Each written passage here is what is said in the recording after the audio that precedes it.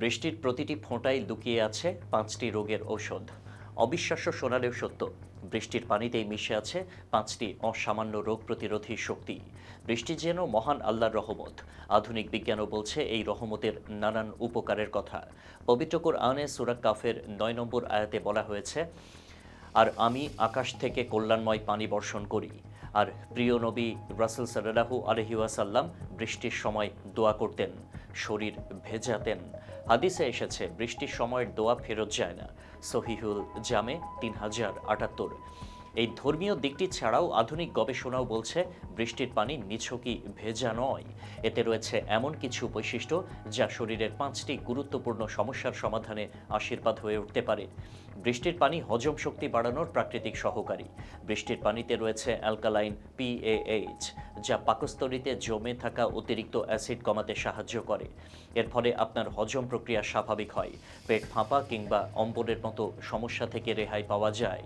গবেষণায় দেখা গেছে স্বল্প পরিমাণ বিশুদ্ধ বৃষ্টির পানি পান করলে অন্ত্রের কর্মক্ষমতা বাড়ে। আমরা প্রতিদিন চুলে দামি প্রসাধনী ব্যবহার করি, শ্যাম্পু, কন্ডিশনার, মাস্ক, অথচ প্রকৃতি নিজেই আমাদের হাতে তুলে দেয় একটি নিখুঁত বিকল্প, বৃষ্টির পানি। এতে না আছে ক্লোরিন, না আছে মিনারেল জমাট, বরং এটি অত্যন্ত কোমল ও ব্যালেন্সড। যারা নিয়মিত বৃষ্টির পানি দিয়ে মাথা ধুয়ে থাকেন তাদের চুলে স্বাভাবিকভাবে ফিরে আসে সজীবতা ও কোমলতা। একটা প্রচলিত ভুল ধারণা হলো বৃষ্টিতে ভিজলেই ঠান্ডা লেগে যাবে, অথচ বিশুদ্ধ বৃষ্টির পানি স্কিনের জন্য হতে পারে এক দুর্লভ টনিক।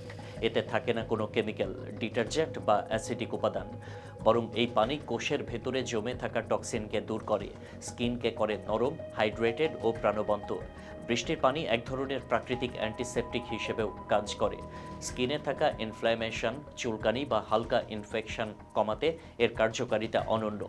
বিশেষত যারা ধুলাবালি বা দূষণের কারণে স্কিনের সমস্যায় ভোগেন, তারা চাইলে সপ্তাহে একদিন বিশুদ্ধ বৃষ্টির পানিতে 5 থেকে 10 মিনিট ভিজে দেখতে পারেন এর প্রভাব। বৃষ্টির শব্দ, তার গন্ধ, ফোঁটার ছন্দ সবকিছু একত্রে কাজ করে আমাদের মানসিক ভারসাম্য ফিরিয়ে আনতে। মনোবিদরা বলেন বৃষ্টির দিনে মানসিক চাপ কমে যায়, কর্টিসল হরমোনের মাত্রা হ্রাস পায়, মস্তিষ্কে ডোপামিন ও সেরোটোনিনের ক্ষরণ বাড়ে। এর ফলে আমরা অনুভব করি এক ধরনের প্রশান্তি, যা বিষণ্ণতা কমায়, চনমনে ভাব ফিরিয়ে আনে। একবার নবী করিম সাল্লাল্লাহু আলাইহি ওয়াসাল্লাম বৃষ্টির সময় তাঁর চাদরের একাংশ সরিয়ে শরীর ভিজিয়েছিলেন। সাহাবারা জিজ্ঞাসা করলে তিনি বলেন, এটি তো আমার রবের পক্ষ থেকে এসেছে। এর মাধ্যমে তিনি বোঝাতে চেয়েছেন বৃষ্টি শুধু প্রকৃতির উপহার নয়, বরং এক আধ্যাত্মিক সংযোগের মাধ্যম। তাই তো বৃষ্টির পর নবীজি দোয়া করতেন, আল্লাহর অনুগ্রহ ও দয়ায় আমাদের ওপর বৃষ্টি হয়েছে। আর হয়তো এ কারণেই বৃষ্টির ফোঁটা শুধু মাটিকে নয়, মনকেও ভিজিয়ে দেয়।